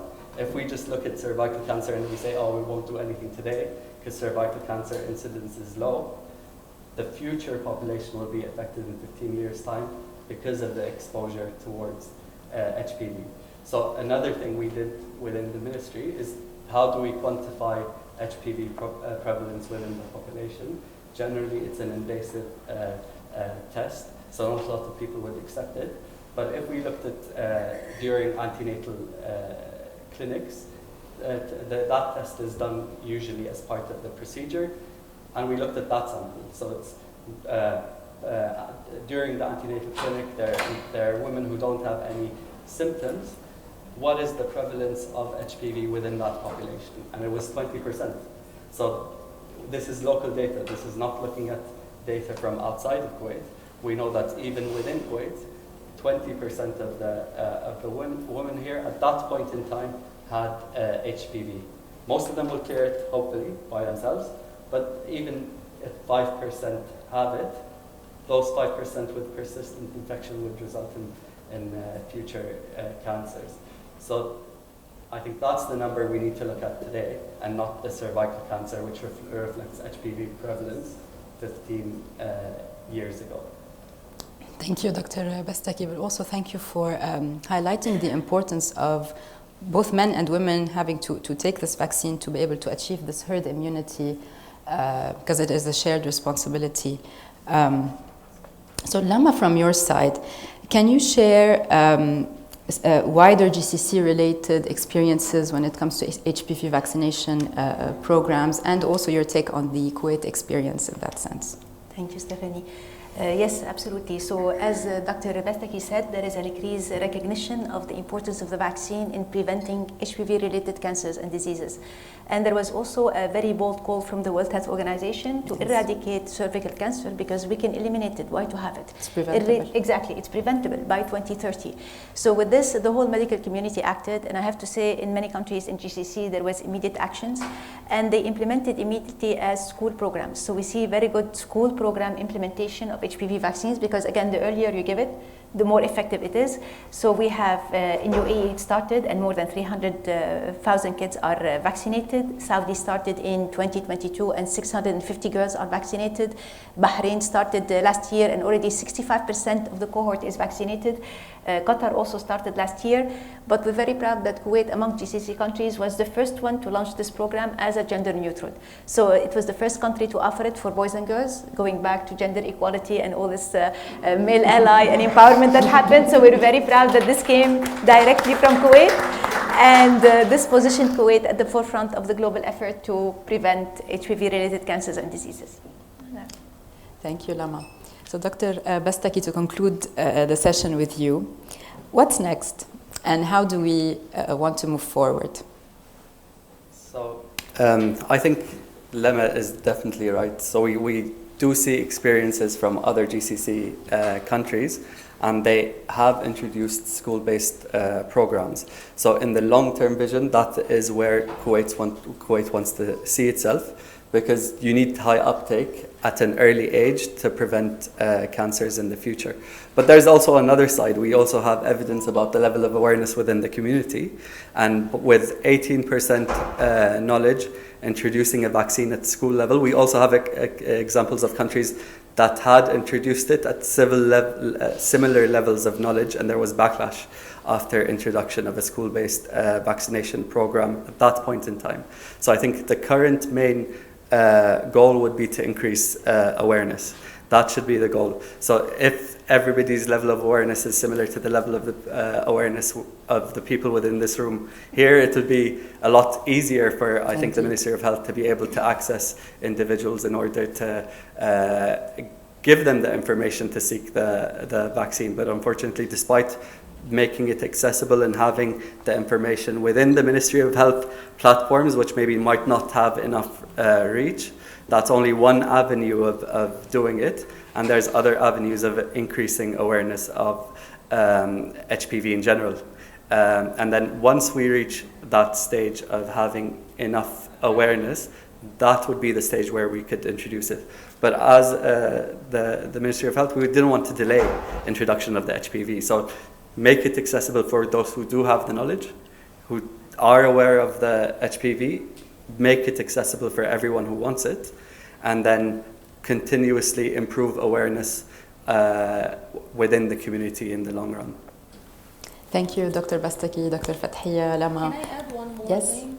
Please go ahead. I think that we, as women, we are privileged because there is a tool to test whether you are infected with the HPV or not, which is the pap smear. Why we are vaccinating the boys? Because there is no test for them.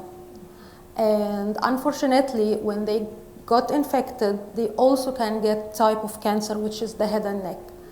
So that's why I would really fight for the boys to get the vaccine, because there is no way that you can know if he caught a high risk HPV or not. Thank you. Thank you very much. Thank you. With that, we conclude our panel discussion. Would like now to open the floor for questions. I can see many hands raised. Because mine is shorter than yours.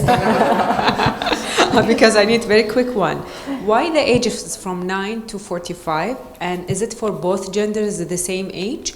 And what the period between the first, second, and the third dosage? Because you said that 3 times from that 9 to 45. But what's the period among them? Sure. So that's a very good question, because generally different countries have different ages and recommendations for for who's eligible to receive the vaccine. Within Kuwait, we have the widest age range, so we have 9 to 45. Other countries have the age range of 9 to 26. And this question depends on the age of exposure. So generally within our society, maybe the exposure could happen at a later stage compared to other countries. So the licensed indication is 9 to 45. In Europe, there's no upper age limit, so they could get it even over the age of 45, but the effectiveness is so low that there's a risk-benefit analysis which is done. Would it be beneficial to be given after the age of 45? But within Kuwait, because the exposure age might be later than 26, we have a wider age range, and it's in line with international recommendations as well for both genders. But again, even though we say it's a wide age range of 9 to 45, the main message should be as early as possible. By having that wide age range, I think there's also a disadvantage there, because people might delay it because it is a wide age range. So the focus of our messaging is, as soon as you are aware of it, take it as early as possible, because with time, the effectiveness decreases. Dosage. So in those who are less than 15 years of age, it's 2 doses at 0 and 6 months. In those who are over the age of 15, it's 3 doses, 0, 1, and 6. It can be taken up to a year, by the way. So it's not a fixed schedule.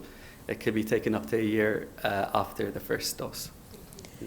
Thank you very much. A fascinating subject. I agree with you, Dr. Hamid, that the next program should be an awareness program. But with all due respect to the Ministry of Health and to the doctors and to the pharmaceutical companies here, especially after COVID, the awareness program can't come from you. It can't come from the pharmaceutical companies because people don't trust you anymore, especially after COVID and all the rumors on vaccines and the effectiveness of vaccines. So my question for you as a past president of civil society, which people trust civil society. They trust جمعيات النفع العام. They know that we do the work that we do because we want what's best for humanity, and genuinely, without any vested interests, which I'm sure doctors and pharmaceutical companies also believe that, but it's not, the stereotype is there's always an ulterior motive. How do you see, as the Ministry of Health and the companies that are here now, how do you see a collaboration between all three entities working together in order to have this fabulous, fantastic, incredible awareness program? How do you approach it? Like, I'm talking from a civil society as a cancer survivor who's still undergoing chemo and all that stuff. How do I get you and pharmaceutical companies to say, okay, we're going to do an awareness program, and it's going to be 1, 2, 3, 4, 5, and it's going to be 3 or 4 years long, and how do you see that going along, and how can we collaborate with you on that? Thank you very much for that question, and it's a very important question, and I think that's one of our biggest challenges and struggles, because ultimately the goal of our division, it's focused on population health. That's the goal of the Communicable Disease Division, and that's the goal of the Department of Public Health. So whether the public trust lies within the ministry, if it lies within the civil society, our goal, our objective is to make sure that the population is healthy. That's the main goal. So within our channels, we will try our best to focus that message and to make sure that the right level, the evidence which is there is conveyed effectively by the effective person. So it has to come from the right person, and it has to be evidence-based according to the data we have. So within our focus, we have partnered with Cancer Awareness Network, so Hamlet Khan. And they have been involved as additional partners to the Ministry of Health. And we have tried to involve other partners in sending the message, but it doesn't limit other members of the public to also share that message, and maybe part of that responsibility of making the message reach the public. So in terms of evidence, in terms of availability of vaccine, in terms of the messages which are important, we'd be happy to share with any organization that wants to help with promoting the message. Yes, if I may just comment, definitely as pharma companies, we have an interest because our mission is to save and improve patients' lives, and at some point we are patients and we are candidates as well for vaccine. So we do really work for this mission, and we do collaborate with a different organization. Last week we actually signed a memorandum of understanding with Qatar Cancer Foundation, with the main objective is to increase awareness for the patients as well as to support educating physicians. So from a pharma company, we are dedicated. This is our mission, is to save and improve patients' lives. We work very closely with the Ministry of Health, but we work also very closely with the associations that can help educate the patient in the right way, providing the right information in a very neutral way. So, yeah. I have a teacher's voice. Will it be possible for me to organize for my student body to, go through like an awareness campaign? You send someone to speak to them. Preferably someone that has, like the case that you put forward, and let them understand, that exactly. How can this impact them, and that this is not something like far off, and it doesn't necessarily have to be stigmatized. Would that be possible? Is that something you guys will do? From the Ministry of Health point of view, that would be possible because we had our main focus was to educate healthcare workers, because the level of misconception isn't just limited to the members of public. It also affects the doctors, and who do patients trust the most? The doctors. So if there's hesitancy amongst the doctors, it'll trickle down to the rest of the population. So the main goal was to provide education towards the healthcare workers and to train them on the evidence related to HPV, its prevalence, the available vaccine, methods of prevention, everything related to HPV. And also there's preventative medicine doctors spread across the 35 clinics which offer the vaccine, who are trained in it. So depending on the numbers, there could be awareness programs targeted to sectors which do require or have the facility to offer a platform for educating their student bodies. Okay, great, thank you. I'll just give an example. For Qatar, we worked with the Qatar Cancer Foundation, and there was an orientation that was done for the universities, but the way it was done, we invited the physician from the Ministry of Health, because again, it has to come from the physician. And then during the orientation day, there was a booth through the Qatar Cancer Foundation, and people were coming, and then they got the information. It was 15-minute sessions, and they got awareness about HPV. So I think in alignment with public health, we can see the best way to do it in Kuwait, but I think the public awareness at some point within the right platform, with the right person speaking, would be something on the agenda.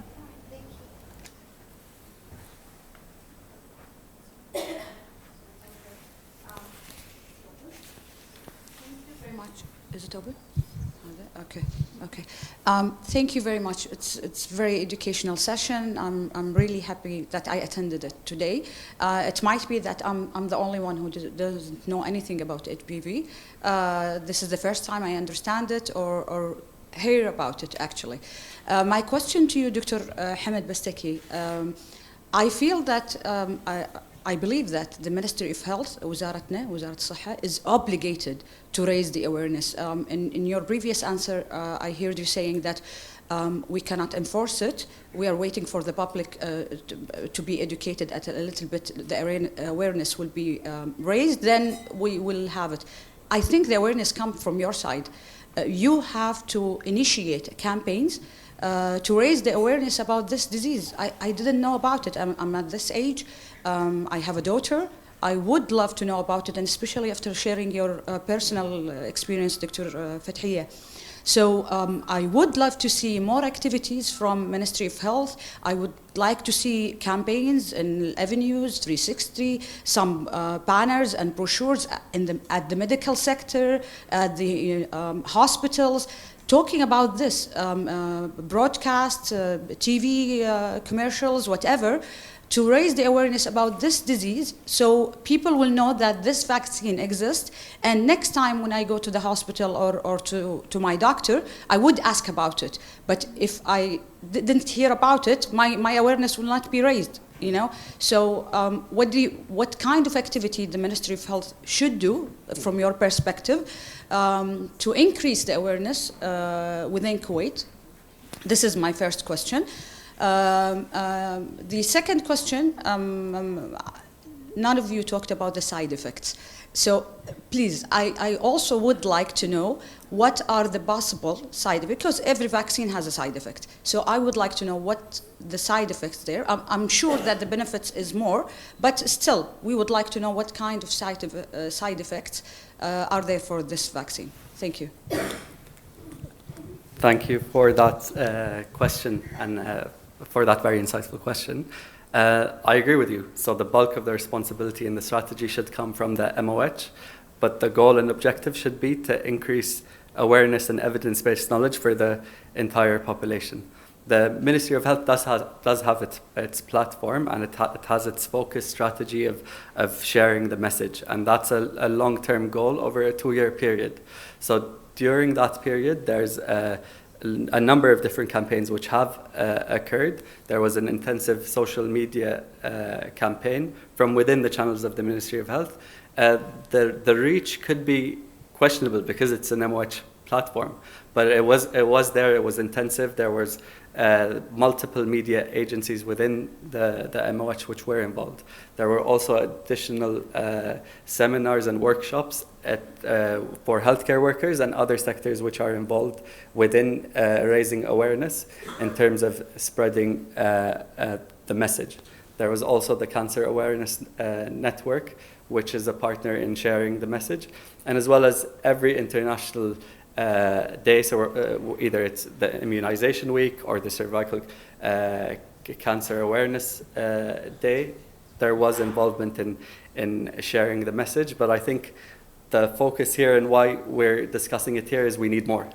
So we need more reach in terms of making the message reach effectively from everyone. The MOH has a huge responsibility, and I agree with you. But also as a community, we could also take part to spread that message, because ultimately it affects all of us at the end of the day. And your second question was related to the side effect. So because we have 15 years of post-licensing evidence, you're right. So a lot of vaccines can cause adverse effects. So they could include pain at the injection site. They could cause redness and swelling at the infection site, headache, fatigue. They are common but self-limiting. Severe adverse events are extremely rare, and they can occur with any vaccine. But also another thing I think to focus about, we have other very highly effective vaccines, so which we have used for years. So for example, we have the measles vaccine, which is very effective, and it prevents infection. So here we're talking about a vaccine which is very effective at preventing cancer. So even though measles has a very high, relatively high mortality rate, it's an infection which can be cured. But here we're talking about effectiveness in preventing cancer, which has the mortality, the chance of mortality is a lot higher. So I think the message has to be more focused in what are we trying to prevent. And I think that would highlight the importance of why it's needed and why we need to spread that message. If I may just add something, Dr. Hamad, I think we are very lucky to be living at an age post the vaccines. And this is what the MSD did in the World Immunization, the Vaccination Week. They reminded people of how it was before the days of the vaccines. And there were stories where people were talking about their grandma who had polio and then the person was paralyzed, etc., etc. So we're very lucky that we're living at an era post the vaccine age where we don't see these diseases anymore. So imagine if in 10, 15 years from now, in 2030, as World Health Organization said, we will live in a world that is free of cancer, at least cervical cancer and HPV-related cancers. So it's always good to look at, we are very lucky today, but we need to remember how it was before. And now we have a chance to actually change our future if we take a step now. Thank you. We have time for one more question, and then... Thank you, Aisha. Thank you, Dr. Hamad. I just wanted to add that the need for awareness campaigns, it's crucial صراحة. But the design itself, we need to think about it. لأن we don't want like the usual or the routine campaigns that we have different or many years ago. Because as you mentioned, it's not only the MOH. We need the civil society, we need the private sector. We need like many partners to be with us, not only MOH. We have a big responsibility as a Ministry of Health for licensing the vaccine, for buying the vaccine, distributing the vaccine, health workers. So it's beyond the responsibility of MOH itself. We need partners, or active partners, or players to be with us in that campaign and to design it to be focused for school students, for teachers, for parents, for doctors طبعا. أكيد الhealth worker they need a special campaign. So the design itself, it should be out of the box, something new, something that will be attractive to all the segments that will be having the HPV vaccine. One more thing, for MOH, it's not something new to have HPV. It was introduced in 2012. BES stopped at that time, and we were having a ministerial decree for establishment for of HPV vaccine in health sector. لكن it was stopped. بعدين I'm so excited now in 2024 we have it back. But strongly back, which is very good for us as employee of MOH. So I wish you all the best, and I know how the amount or the كثر شغل they did to have this vaccine in MOH. So thank you for letting me have this.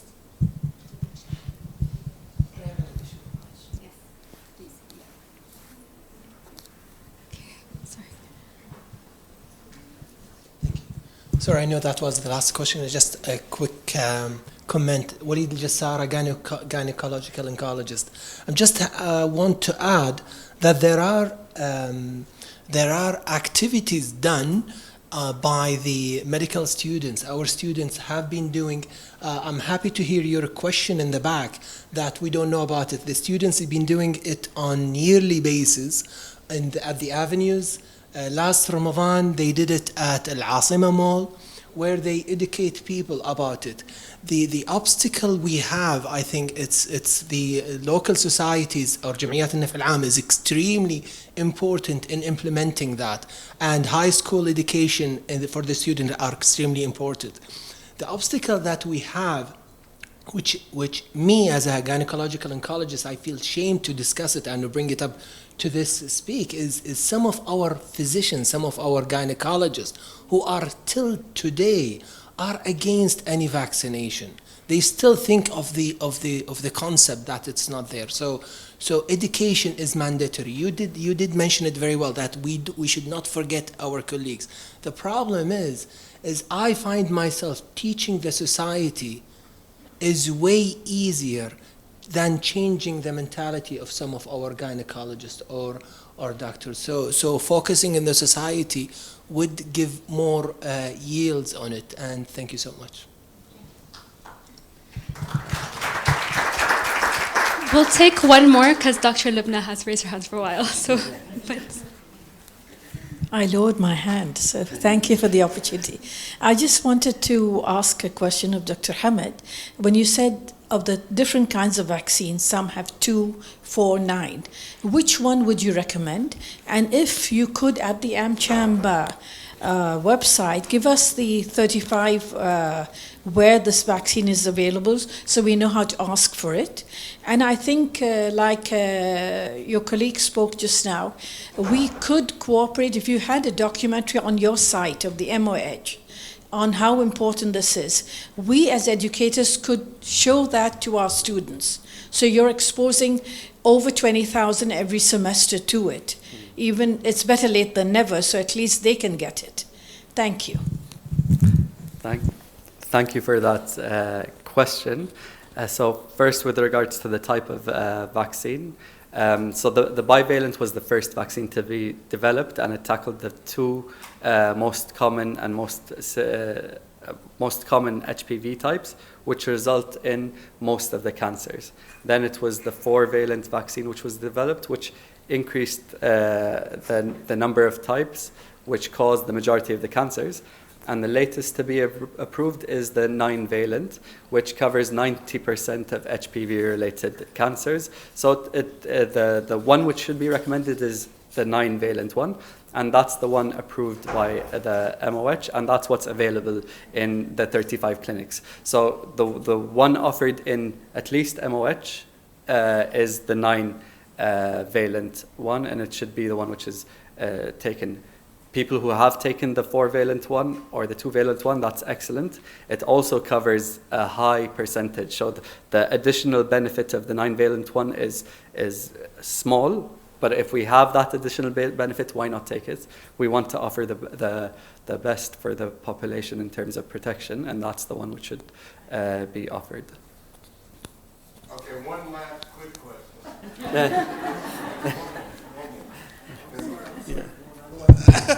I know everyone wants to break at this point. Yes, thank you. I honestly wanted to thank Dr. Hamid and his team and everyone in the Ministry of Health for all of the efforts that they made during Corona. We followed you on Instagram and we saw how much you've put yourself in the front lines. My question here I mean, you might have answered it indirectly, but I want to hear it like directly. Why is the HPV vaccine not obligatory for our children, like as part of the education program, prevention program? That's a very good question. And I think, again, I want to tie it back to the level of knowledge and awareness. So we have experience from different countries within the Gulf, where they started off with a mandatory school-based vaccination program with similar levels of knowledge. There was a huge amount of resistance from every level of society. So as Dr. Walid had mentioned, it came from healthcare workers, it came from teachers, it came from parents, it came from members of the community. So we do have that experience, and we don't want to go through that same experience again.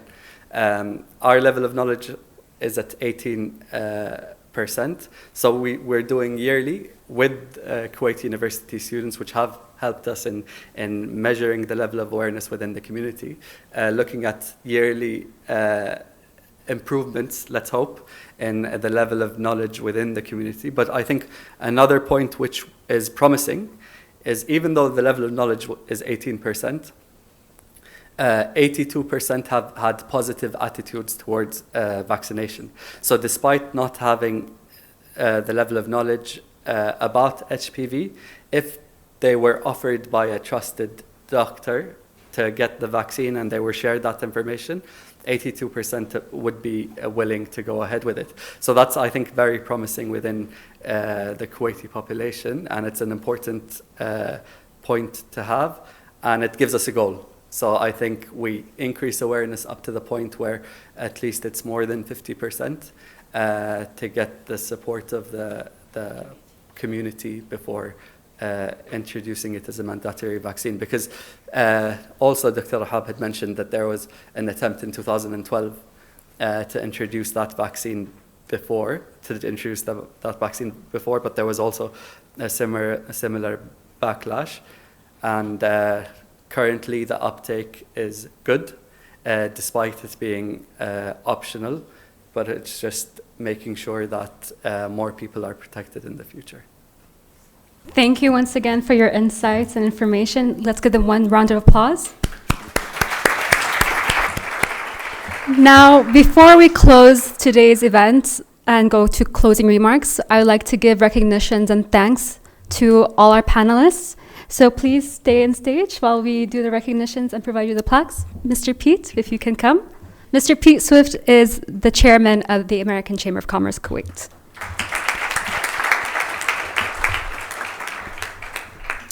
So first, I'd like to thank our moderator for today's session, Ms. Stephanie. Please come to the stage and take a photo.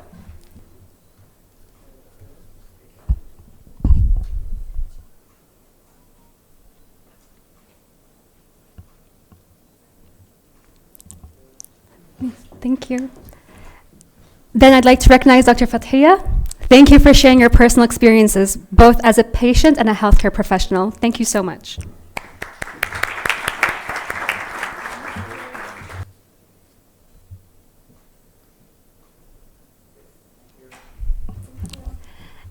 Next, Dr. Hamid Basteki. Thank you for sharing your expertise. It has added great information and value.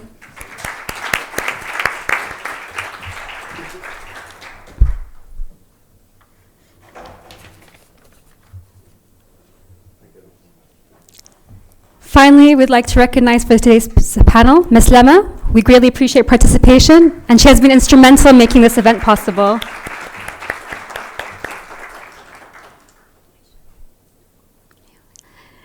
If the panelists can come for a group photo. Apologies for not telling you in advance.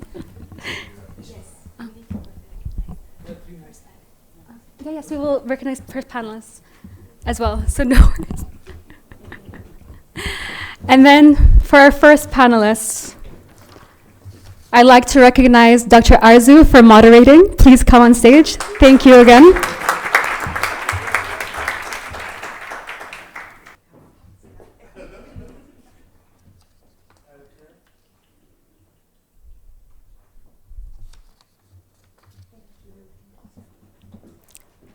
Dr. Lubna, thank you again for showing your insights.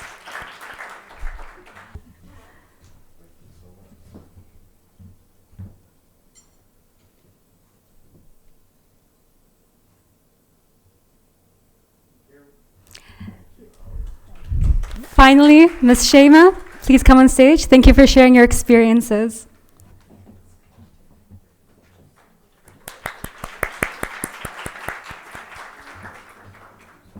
Now, before we delve into closing remarks done by Dr. Arzu, the panelists and moderators will take a group photo together. Thank you once again.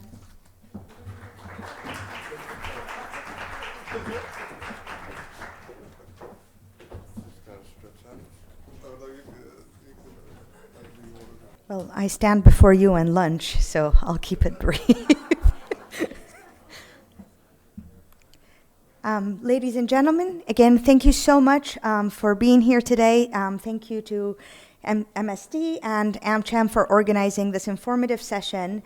As we conclude this inspiring event on women leadership and healthcare, hosted by MSD and American Chamber, let's carry forward the empowering messages we've shared today. We've heard remarkable stories of women breaking barriers and leading with resilience and compassion. These stories remind us of the importance of taking charge, not just in our professional lives, but in our personal health journeys as well.